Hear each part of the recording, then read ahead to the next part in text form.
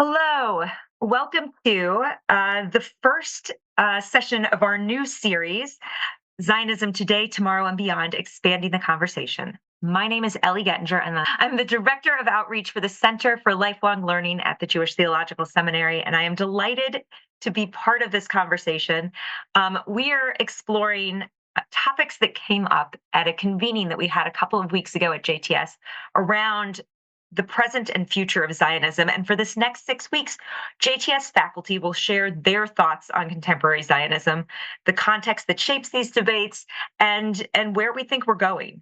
Many of these topics, as I said, were introduced at the JTS convening, and we're really excited to be sharing them with the national audience. You can find the link to the entire series in our chat.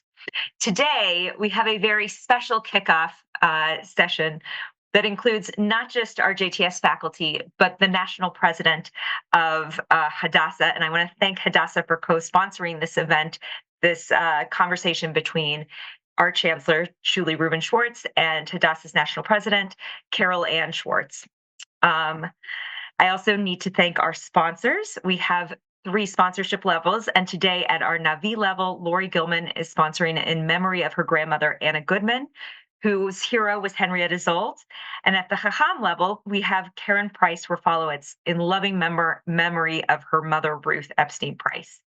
If you're feeling inspired and would like to honor a loved one or mark an upcoming special day, we invite you to partner with us to sponsor an upcoming learning session. And you can find more information about that also in the chat. At our recent convening, Henrietta Szold, her impact, her work, her legacy kept coming up. In three separate speakers introduced Henrietta Szold, including Chancellor Schwartz, who's speaking with us today. We are delighted to be able to go more deeply into her story and to consider how her work continues through the organization she founded, Hadassah, the Women's Zionist Organization of America. As I said, we're privileged to have 2 speakers to talk about Henrietta Szold and her legacy today. And it's my pleasure to introduce them, JTS's Chancellor, Shuli Rubin Schwartz, and Hadassah's National President, Carol Ann Schwartz. Shuli Rubin Schwartz is the 8th Chancellor of the Jewish Theological Seminary. She is the first woman to serve in this role since JTS was founded in 1886. She is also the Irving Lehrman Research Professor of American Jewish History. Chancellor Schwartz is devoted to building JTS's unique strength as a Jewish institution of higher learning that trains future leaders through deep study. She served as the Dean of Albert A. List College of Jewish Studies and the Gershon Kext Graduate School. In 2018, she also assumed the provostship. Chancellor Schwartz was one of the first women on the JTS faculty, and she has played an instrumental role in introducing Jewish gender studies into the curriculum. Henrietta Szold, in particular, has been a role model for the chancellor throughout her career. Chancellor Schwartz has taught, written, and spoken about Szold numerous times throughout her career, including during her inaugural address when she became chancellor. Carol Ann Schwartz is the national president of Hadassah, the Women's Zionist Organization of America, the largest women's organization in the United States with an international network of supporters, dedicated to advancing women's health and empowerment, fighting anti-Semitism, strengthening the U.S.-Israel relationship, and healing the world through Hadassah's hospitals and youth villages in Israel. Carol Ann has been actively involved with Hadassah for over 30 years. Additionally, she serves on the American Zionist Movement Board, Conference of Presidents of Major American Jewish Organizations, and JNF USA Board of Governors. Following her career in banking, Carol Ann joined her family in commercial real estate, and she now runs with her sister the family company, which was started in 1946 by her grandfather. She earned her bachelor's of business administration in marketing and management from the University of Cincinnati and a master's in business administration and finance from Xavier University. Carol Ann and Shuli will be in conversation today. And they will be asking each other's questions. And so we will have a shorter time at the end for Q&A from the audience. Please send your questions to me. If you have technical questions, please send those to my fabulous colleague, Tani Schwartz-Herman. So now, Carol Ann, I'm delighted to turn it over to you and to Julie to get this conversation started. Thank you so much, Ellie. And good afternoon to everyone. And I'm going to start, Shuli, by asking you to provide some historical background on Henrietta Szold. And if you could describe for everyone Miss Zold's upbringing and her path that led her to JTS. Sure, I'd be happy to. And thank you. Wonderful to be in conversation with you this afternoon. Henrietta Szold, as you heard, has long been a role model of mine. She was born in Baltimore in 1860. Her earliest memory that we know of is being put on her father's shoulders to watch the funeral procession of President Abraham Lincoln pass through her hometown. So, very devoted both to her life as an American and as a Jew. She was the eldest of five daughters, the daughter of a rabbi, Rabbi Benjamin Zold, who's a rabbi in Baltimore. She received an intensive Jewish education.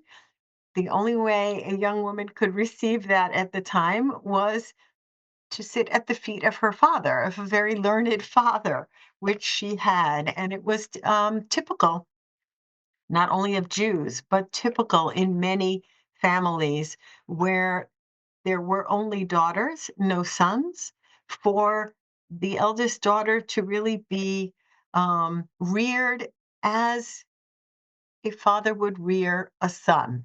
And so she was privy to a kind of education that really was unparalleled at the time. Classical Jewish texts, Hebrew, Jewish history, and then what a classical education for a young woman might be at a high level: German, French, English, history, etc. She graduated first in her class and was the only Jew in the Western female high school at that time, around 1880. That was considered the pinnacle of education for a female. She then began teaching English and in a girls' school. And she also served as her father's editor and translator. He was a scholar as well as a congregational rabbi. And when the Jewish Publication Society was formed in 1888, she was invited to serve on its publications committee, already an acknowledgement of the extraordinary learning that she possessed. By 1893, she was her title was secretary, but I would say she was the managing editor of the Jewish Publication Society. And she oversaw, edited, or translated almost everything that they published during that era, including Gretz's multi-volume history of the Jews, and they began publishing the American Jewish Yearbook at that time. So it is no exaggeration to say that she was the most learned Jewish woman, most Jewishly learned woman in America at that time. Usually sentences like that are hyperbole. I do not believe that is hyperbole in any way when we are thinking about Zold. So 1902, her father died, and she was left with all of the research that he didn't complete. And she knew that it was her role to continue um, to to translate, to edit, to publish her father's works. And she knew, as many learned people do, they know not only what they know, but what they don't know. And so she wanted to learn more. And there was just nowhere else in the United States to learn at the level that she was at Jewishly, other than the Jewish Theological Seminary.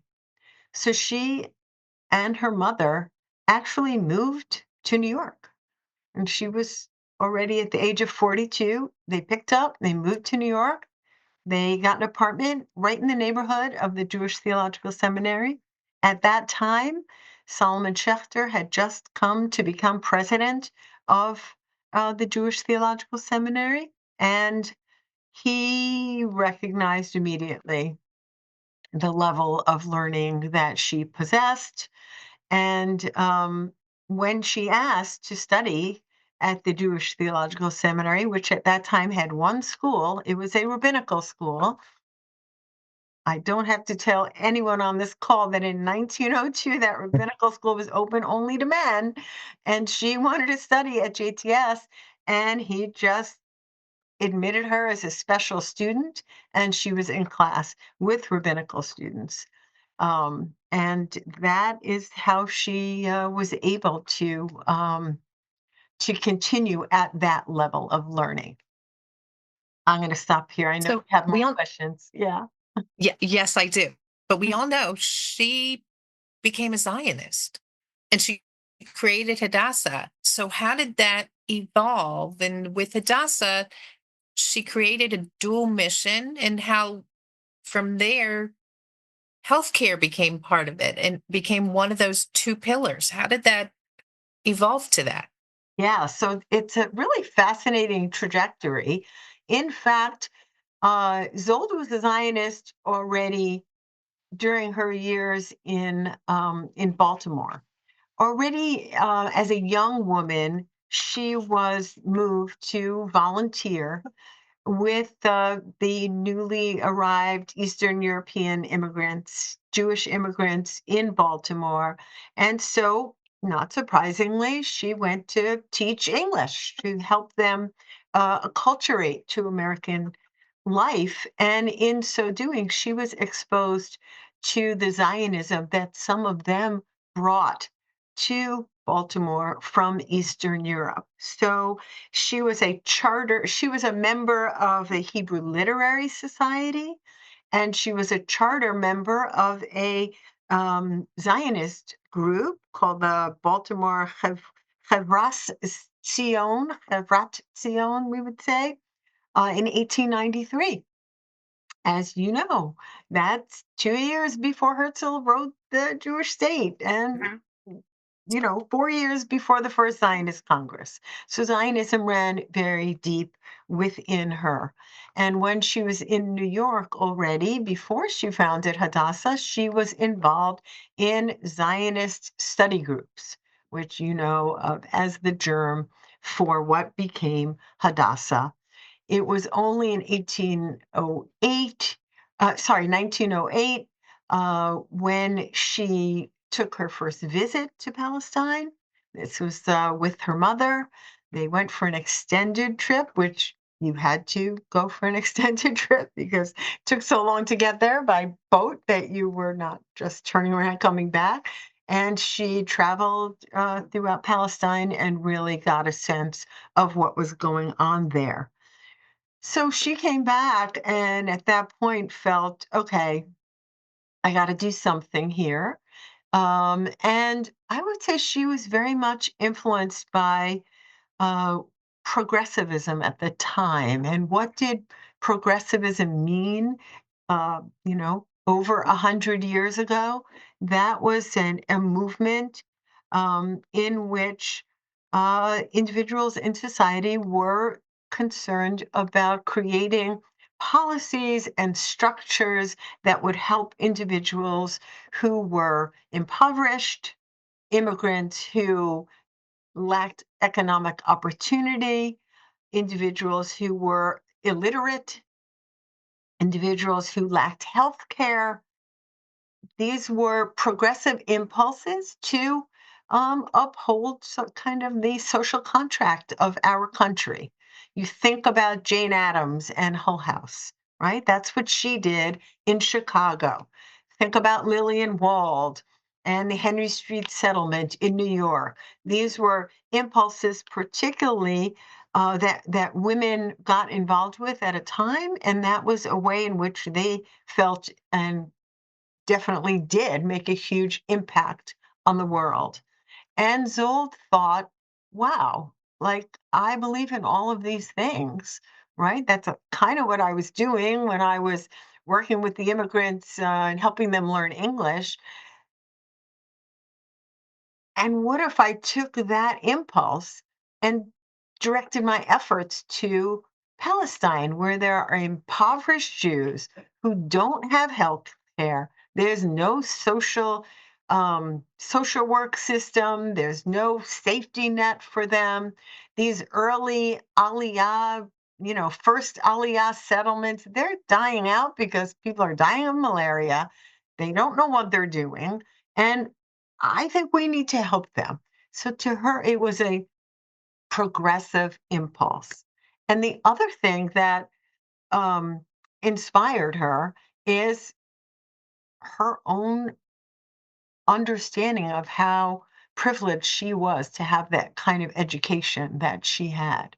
So she felt, I think this cause of helping those who are living in Palestine, improve the conditions there was one thing, but the other impulse she had was there are so many talented, amazing American Jewish women, and they don't have access to Jewish learning.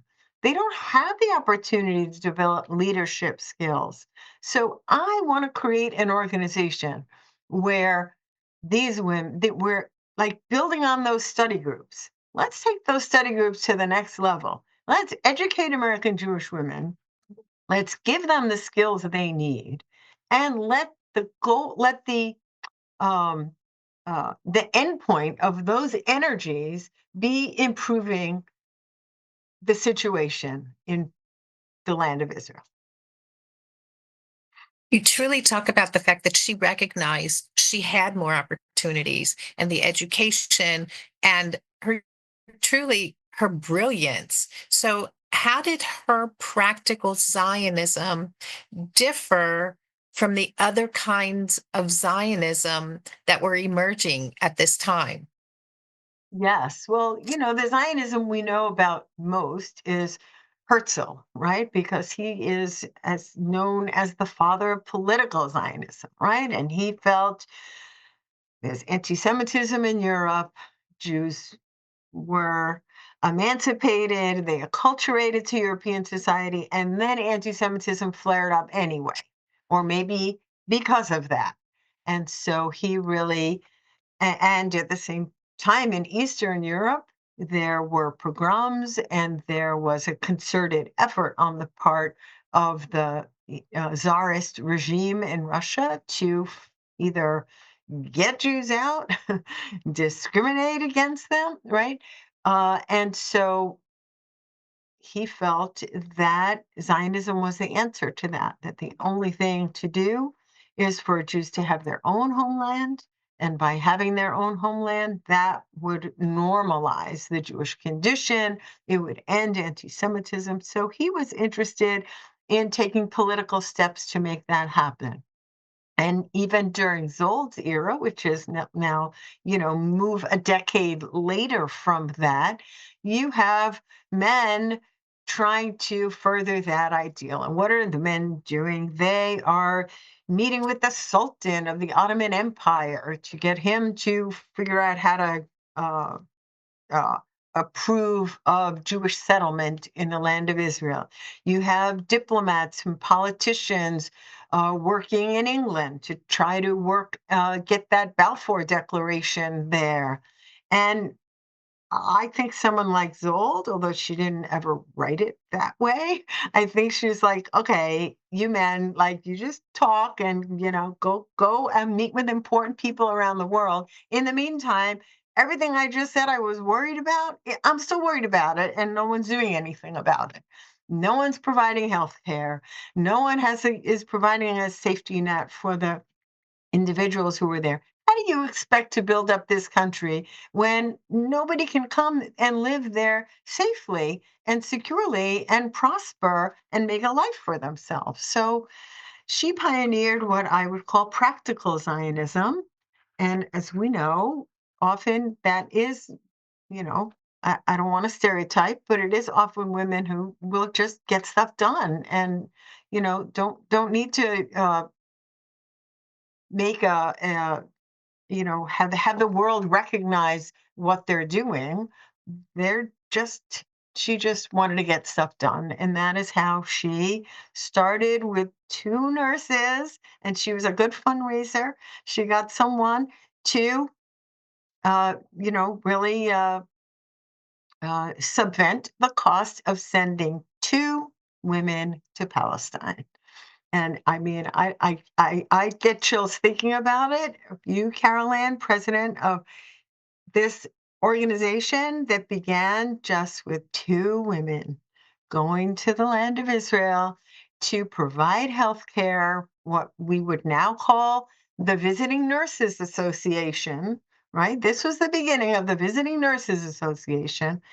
And they just went to tend to the healthcare needs of all of the inhabitants of the land of Israel, Jewish and Arab.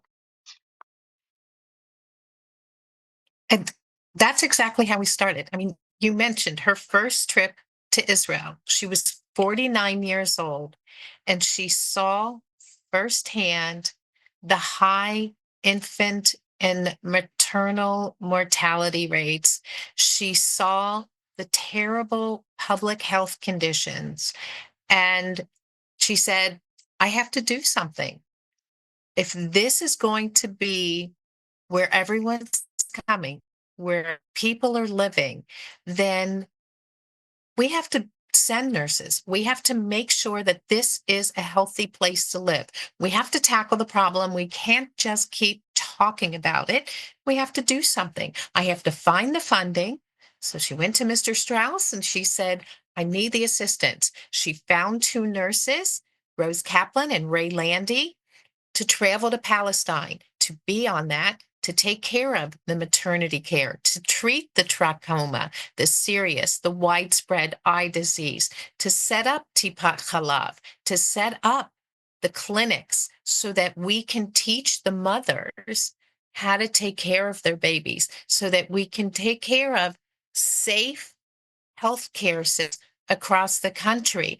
And over the next several years, develop the model infrastructure for Israel's healthcare system. And we built the healthcare system. And a lot of people say, oh, Hadassah set up the model. No, Hadassah actually built the medical infrastructure.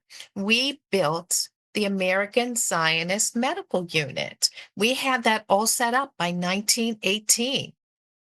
We did that because Henrietta Szold set it up. And while, as you said, the men were meeting with everyone and talking, and Henrietta Szold came back to the United States, traveled the country, went by train, traveled any way she had to so that she could meet with the proper donors.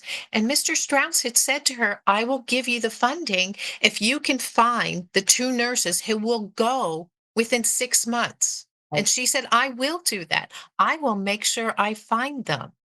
I will make sure I do this. Within 4 years, we had 8 locations, 8 hospital locations of actual hospitals or clinics set up. We had the nursing school set up. And until 1936, our nursing school was the only school of nursing in pre-state Israel.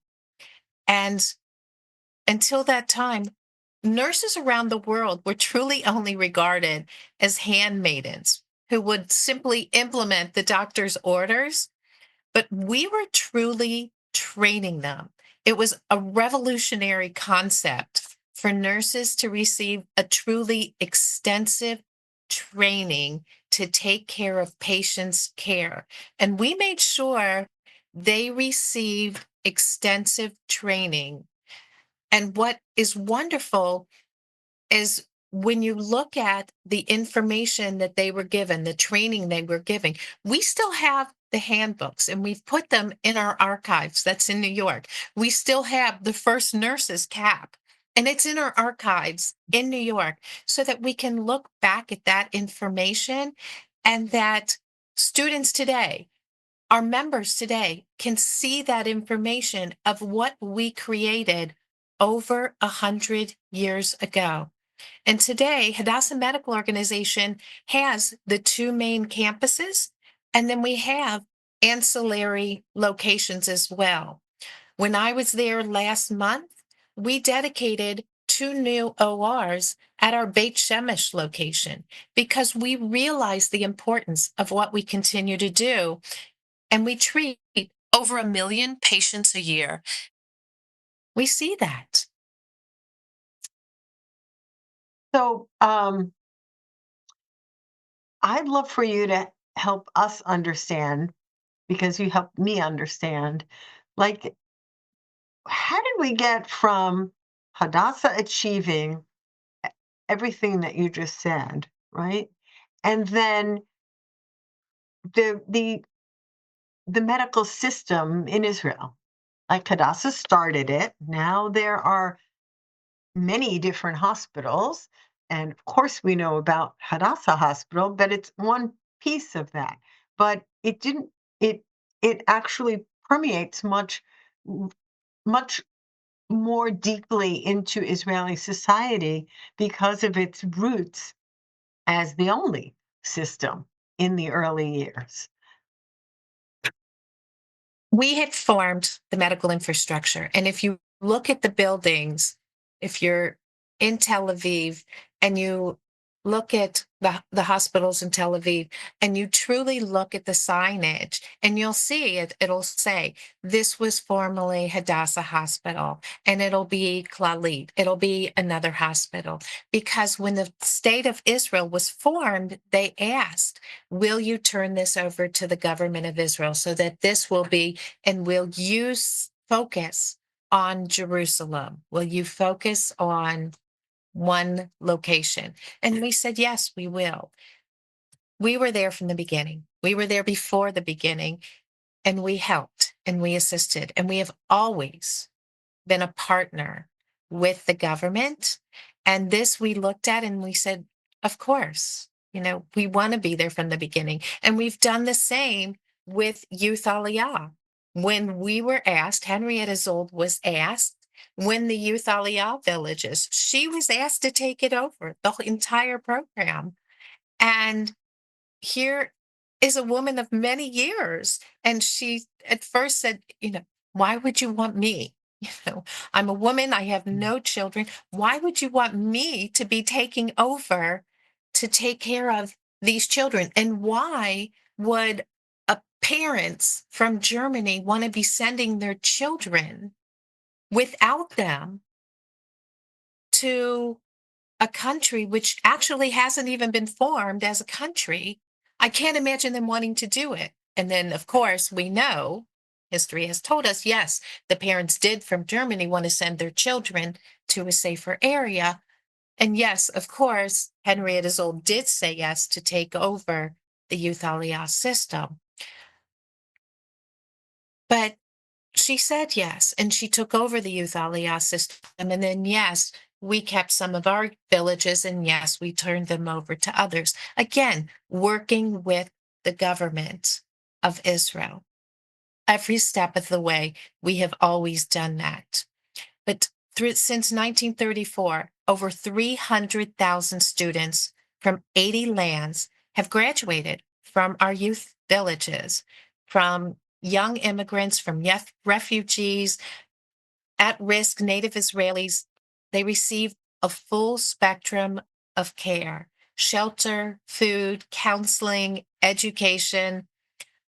I always look at it and say the most important thing we can always give them is the love we can give them. To me, it's the basic. And when we give them the love, which is actually the first thing we give them, everything else comes naturally. With the hospitals, there's a reason why Hadassah Hospital was nominated for a Nobel Peace Prize. We are the bridge to peace. When you walk through those doors, you see what we accomplish every day. It's a beacon of healing for the patients around the world. It's a shared society. People of all religions, all ethnic backgrounds, they work together, they heal together. 55% of all the research projects, the medical ecosystem conducted in Israel comes from Hadassah. We have cutting edge research. It's being conducted at our hospitals. We're finding cures for ALS, for Alzheimer's. We develop advances in fighting cancer and kidney diseases. We have been a pioneer in several medical areas, including opening fertility clinics for AIDS patients in 2009. We're in the process of completing our Gandel Rehabilitation Center, which is the only rehabilitation center in Jerusalem. We opened it 9 months ahead of time. We will eventually treat 10,000 patients annually. And our hospital's medical work is not only limited to just Israel. Our Cancer Institute has around 3,500 new referrals each year from around the world. And our institute has been a pioneer in personalized medicine treatments using artificial intelligence, CAR T cell immunotherapy, organoid modeling. What they're doing, the protein beam therapy, its research is unbelievable, and what they're doing is truly state of the art, and its research goes on and on.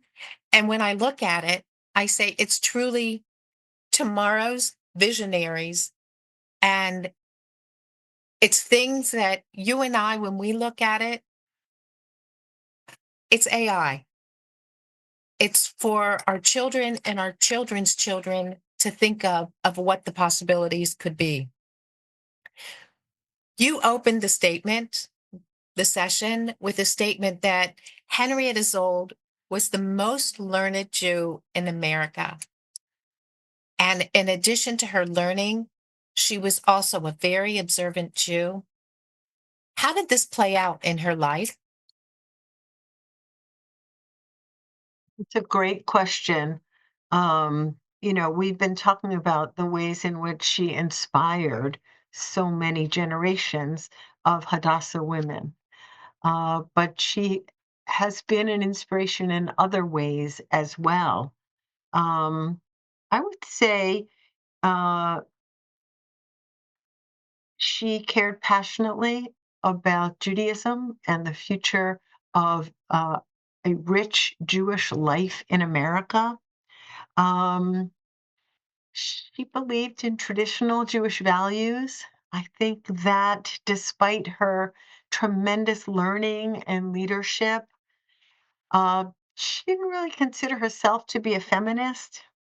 She suffered from what it meant to be a single woman in an era where women were expected to be married. She is someone herself who longed for that kind of life. Um, and I think she was a restless soul in some ways because of that. Never really felt at home either in the land of Israel or in the United States. Um, but when kind of faced with gendered religious obligation, she stepped up to the plate. And the most famous example, which I'm sure many of you are familiar with, is what happened when her mother died. And a close friend, Chaim Peretz, wrote her a beautiful note offering to say Kaddish for her mother, right? As we know, certainly then, that was in 1916. Kaddish was something men traditionally said for a deceased relative. The oldest boy in a family was often affectionately called my Kaddish because they were the one that was going to have to say Kaddish.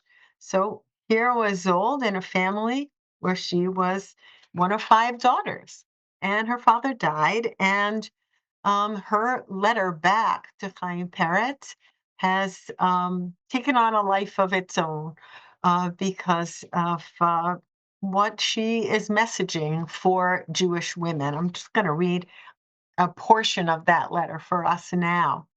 She responded to him and said, I cannot ask you to say Kaddish after my mother. She's very grateful and all of that, but says, no, I can't. Why? The Kaddish means to me that the survivor publicly and markedly manifests his wish and intention to assume the relation to the Jewish community which his parent had, and that so that the chain of tradition remains unbroken from generation to generation, each adding its own link. You can do that for the generations of your family. I must do that for the generations of my family. And then she goes on to say, I believe that the elimination of women from such duties was never intended by our law and custom. And since she actually had studied our laws and customs, she could say that with some authority. Women were freed from positive duties when they could not perform them, but not when they could. It was never intended that if they could perform them, their performance would not be considered as valuable and valid as when one of the male sex performed them. And of the Kaddish, I feel that this is particularly true. And she ended by saying, my mother had 8 daughters and no son, and yet never once did I hear a word of regret pass the lips of either my father or my mother that one of us was not a son. When my father died, my mother would not permit others to take her daughter's place in saying Kaddish. So I am sure I am acting in her spirit when I am moved to decline your offer. This act of assertiveness, of claiming for women a ritual that was traditionally done by men, um, it has provided inspiration to so many women in the past century, truly. And thousands of women got the courage to say Kaddish for their own loved ones because of what Zold did. The most famous example of that is Ruth Bader Ginsburg, for whom this letter from Zold was a big source of inspiration for her. So, I mean, my question back to you is, what does the anecdote say to you about the ways in which Jewish values and Judaism are embedded, continue to be embedded in Hadassah? Well, first, I look at our mission, and we are still based on Tikkun Olam. And secondly, I look at our policies and protocols, and we still have a Shabbat policy. We still have a kashrut policy.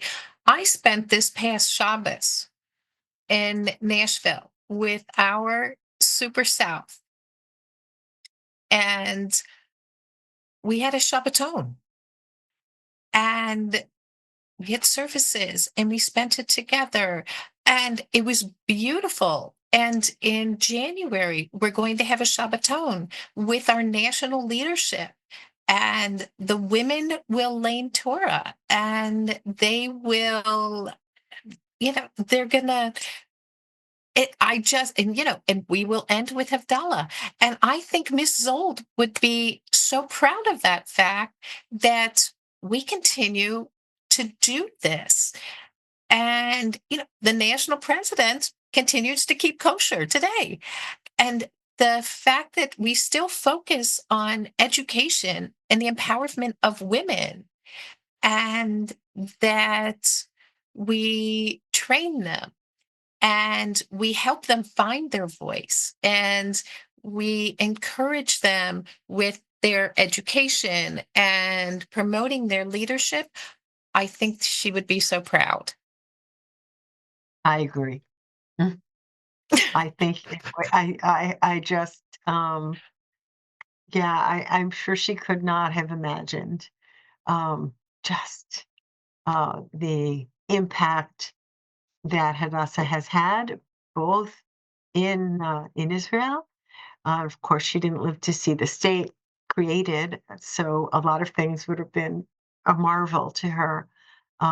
but especially her own creation of Hadassah and the impact that it continues to have on women today. So, yeah, thank you for that.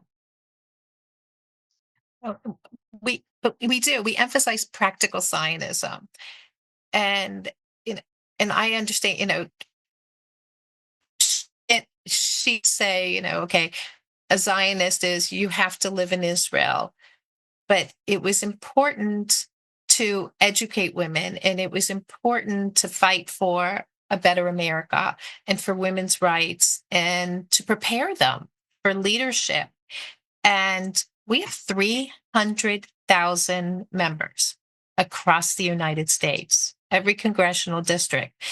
And we assist them with having the knowledge and having that voice at their local, their state, their national level, so that they have the information and their voice is heard and their voice is counted. And whether that's at the local level or that's at Washington, D.C., or that's at the United Nations, that they we're getting our voices out. We're speaking out for women's rights, for women's health, and we're championing the protections for reproduction, for health, or for freedoms. And we're combating the poisonous rise in anti-Semitism and statements from communities and professional associations that are speaking out against Israel, and they're speaking out with their anti-Semitism acts across the United States, where if you would have told us 5 years ago, 10 years ago, that people would be doing this in city halls, I would have been astonished. Our members would be astonished. So many of our friends are astonished that people are doing this, including attempts to blacklist and isolate Jews, authors, medical doctors, research programs. So we're making sure that we are supporting the authors and we're supporting the researchers and we're making sure that these things aren't occurring.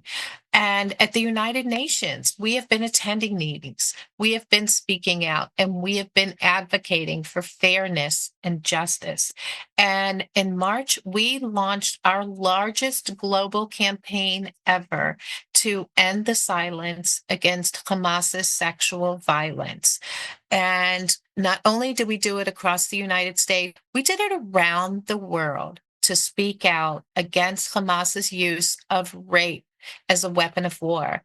And we mobilized 150,000 grassroots signatures from 118 countries. 119 organizations signed on a petition that we delivered to the United Nations Secretary General, demanding that he take action to hold Hamas accountable against these war crimes. And we delivered the petition to him. We're saying you have to take action. This is who we are.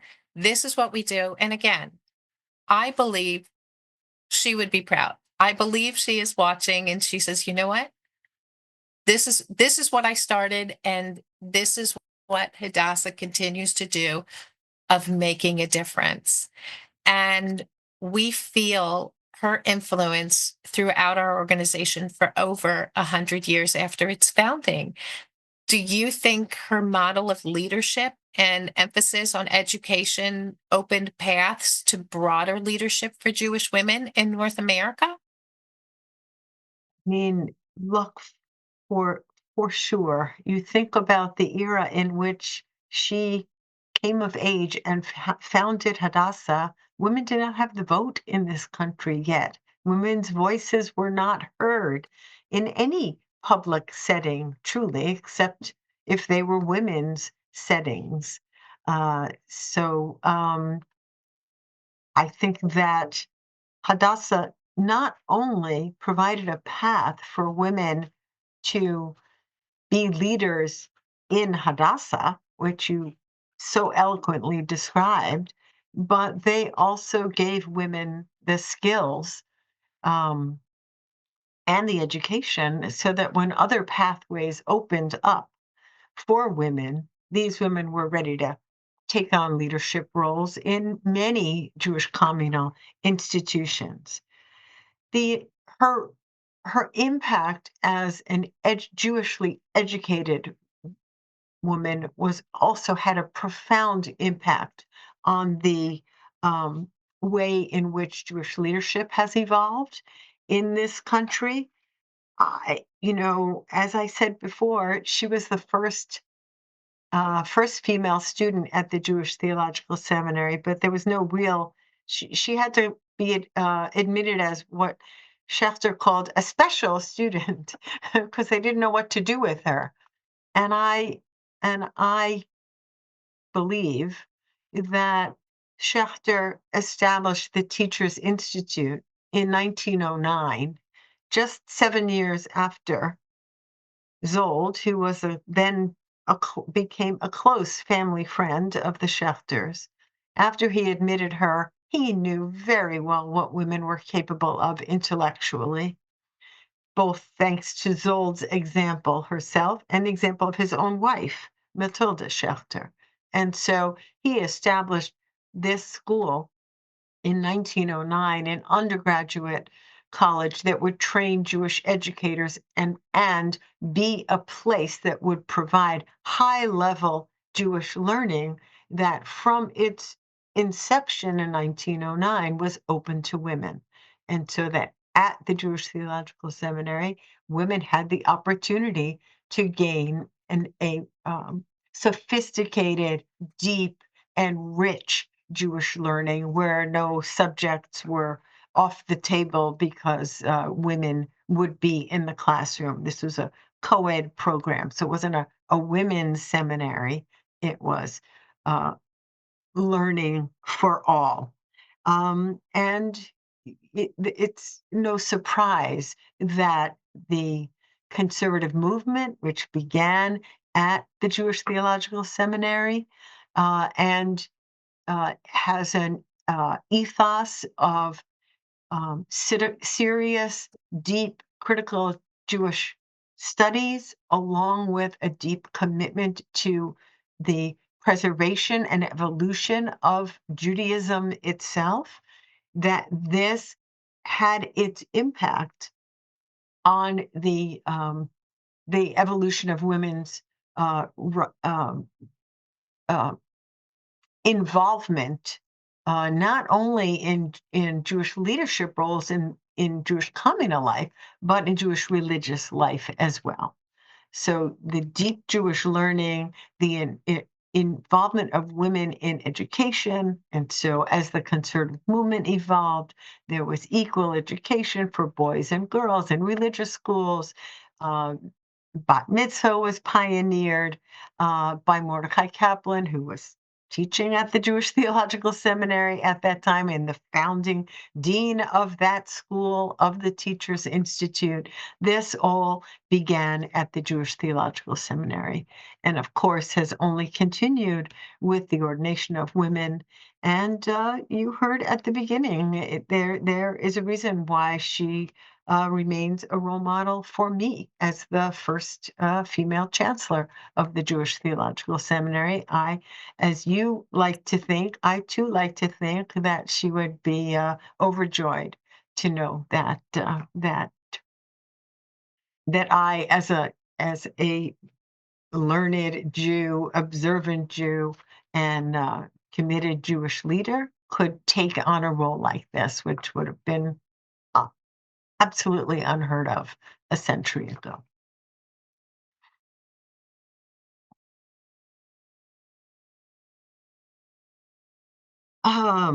So one more question, which I think is something you and I think about a lot. As I said, Zold was born in 1860, which means that she was 52 years old when she founded Hadassah, and life expectancy itself was probably around 65 in her era over 100 years ago. So, a- as an individual who took on this current role myself as a mature adult and not a young upstart, um, you know, I love the ways in which she is an exemplar of the long arc of women's leadership possibilities and what it means to take on roles like this in a more mature stage of life. So I just wondered how you reflect on that. I I'm the 28th president of Hadassah. And my first act as being the president was I led a global solidarity mission to Israel in January. And we had two buses from 8 countries represented. And we met with Israeli officials, nonprofit leaders, hostage families. We went to the South. We met with leaders from the ICRC in Tel Aviv. We demanded that they do their job. We went to the hospital. We met with soldiers and civilians. And as you can imagine, the entire year has been very intensive, and I've traveled the country. And I look at it and I say, I am in the right place at the right time for Hadassah and for myself. And I believe Henrietta Szold was in the right place at the right time for Hadassah and for herself. And we continue to grow and we continue to do good thing and develop more. And if I can advance her legacy of action and healing and teaching and love of kindness, then I've achieved great things. Amen. Maybe Um, we have a few minutes for we questions. do have a few minutes for questions. Thank you Okay. both so much for that lovely discourse. And pending we're at 12:50, 1:54. Maybe we could go just a little 5 minutes over if we're really active in this question and answer session. I think my first question is: you guys talked a lot about practical Zionism. Um, do you still see that there are these different shades of, political, cultural? Do we still have this sense of the diversity of Zionism, or is being a Zionist in 2024 more of a monolithic? Yep, we support Israel. Like, how do we see the distinctions between types of Zionism at play in advocacy for Israel today?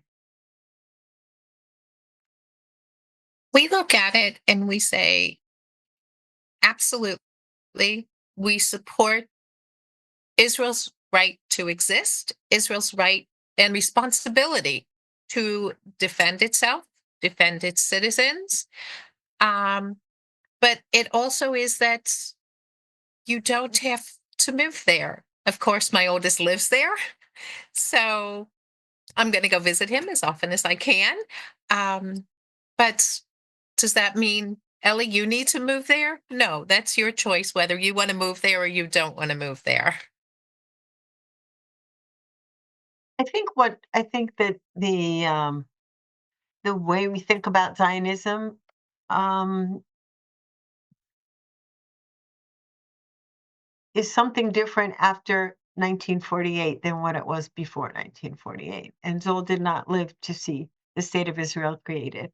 So there was a coalition of many different ways of thinking about Zionism, many different kinds of Zionism: labor Zionism, political Zionism, cultural Zionism, religious Zionism, all of these different uh, strains of Zionism that came together and worked together, and the state was created.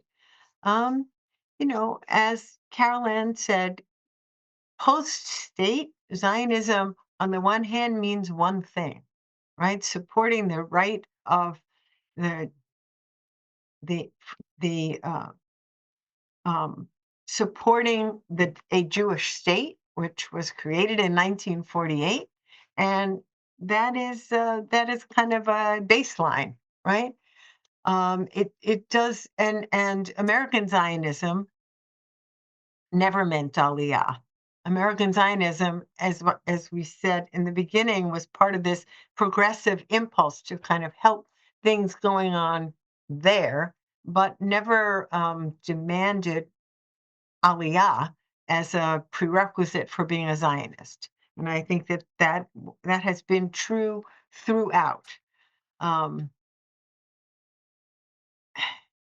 but I don't. But So I think now there are many ways to think about what it means to love the state of Israel, to support the state of Israel. And so the nuances are still there. Some of us are more concerned with politics. Some of us are more concerned with what's the Jewish cultural output, the impact of the rich Hebraic Jewish cultural output that the state of Israel has produced and the impact that that can have on world Jewry. What does it mean to think about the centrality of the state of Israel when now more than half of the Jewish people live in the state of Israel? More than half of world Jewry live in the state of Israel. So it's not a matter of, oh, we're going to support this small group there, but most of Jews live outside. So the equation has changed in so many ways. And there are lots of ways to think about how we might demonstrate our own love and support. And as Carol Ann said, many of us have deep personal ties with the state of Israel. I too have a child living in the state of Israel and grandchildren. And so, I, I I think to me, one of the most important things that we need to do is build those real relational connections between those who live in the state of Israel and those who are living outside the state of Israel. And there are many ways to do that. One of the reasons our rabbinical students spend a year of study in Israel is that, Zionism is not something you learn about or read about. You actually have to live there and appreciate the culture, develop actual ties and relationships with Israelis and understand it from the inside. And now we have the privilege and ability to do that. It was a lot harder when you had to take a boat that took a few months to get there. And, you know, couldn't really. Um, how can we continue, to use this model to inspire young women today, in engaging both in Zionism, but also just in terms of being empowered leaders? What are the ways in which you see that model continuing through Zold's leadership? I guess from my perspective, you have to know yourself to be a leader. And so a Jewish woman needs to that empowerment comes from knowledge, and that was Zold's number one love, right? Was the love of learning and the pride in being educated. And so, the more that we can deepen Jewish learning, Jewish knowledge, Jewish education in all aspects of Judaism, the more deeply and authentically um, Jewish women can speak out and lead and advocate in whatever area they find their passion to do so. And again, an institution like JTS, that's what we do, right? We are at core an educational institution because without those foundations, you you that is what can fuel the career of a Jewish woman in whatever area they choose to devote their energies. But it's that knowledge, education, passion, commitment that all is the fodder that is essential to move forward. And we've set up these opportunities across the country and around the world where it depends upon what a woman is looking for, where we've set them up as communities, we've set them up by age and stage of life, where it could be someone who wants it to be in person.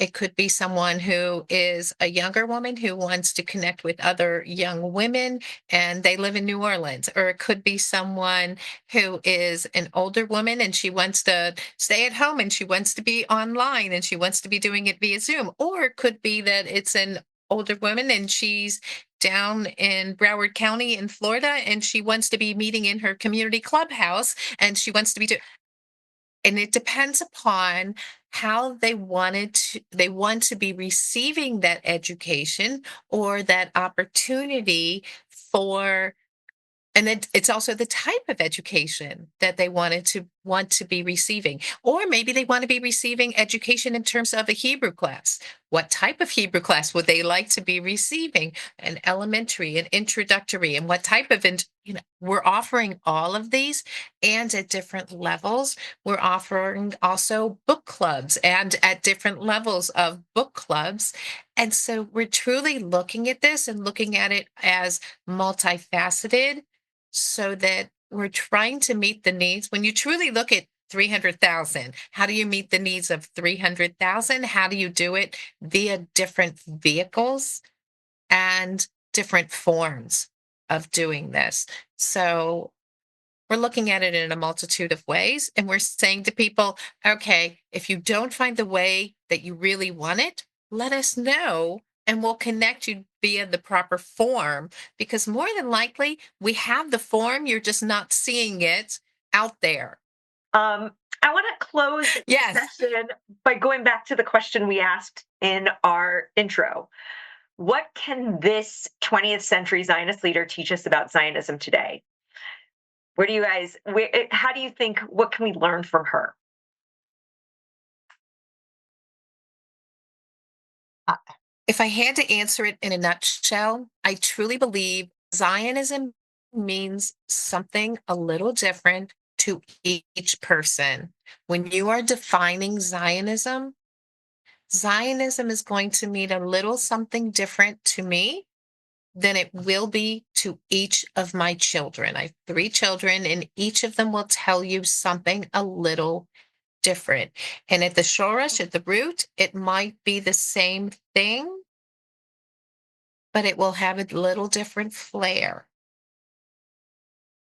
And that's okay. and I would say that what Zold has to say for today is that Zionism has a complexity to it. It's not easy. Um, it was very early on that Zold recognized the uh, the challenge of what it means to for Jews to make Aliyah and be in the land of Israel, in a land in which Arabs were uh, already living there. And she was very clear that as those of us who love the state of Israel, who love the Jewish people, who care deeply about its future, need to meet its challenges head on. And I would say that that would be her very clear message for today, something not everybody wants to hear. Complexity is hard, but it is essential to move towards a more peaceful future, which I hope we find our way to do that as a people. Thank you Amen. so much. I mean, I feel like I need to say amen at the end of that. May we find a more Yes. peaceful future. Amen. Amen. Um, And I just want to thank you both for sharing your perspectives and insight. I want to thank our partners at Hadassah for spending this time with us and also sharing this insight and giving us another way of reflecting on Zold and her experience. I also want to re-thank our sponsors, Lori Gilman and Karen Price Rafalowitz. Next week, oh, actually, before I get to next week, there were links that I shared in the chat with many opportunities and part of the work that Hadassah does in terms of Zionist education and their programs. I'm also going to put those on our website so you can see them on the page with the video of this if you want to share it with friends, colleagues who are like, this was a great conversation, which it was. And then I also just want to plug our next session. We are going to have the Dean of our Rabbinical School, Ayelet Cohen, speaking with the Associate Director of the New Israel Fund, Shira Ben Sasson. And they're going to be discussing power and pluralism, Jewish community organizing after October 7th. And I think it's going to be, again, a fascinating conversation. I hope you can join us. For a complete listing of our schedule, you can check our website, and this video will be available on YouTube and on our website. Thanks so much, and have a wonderful rest of your day.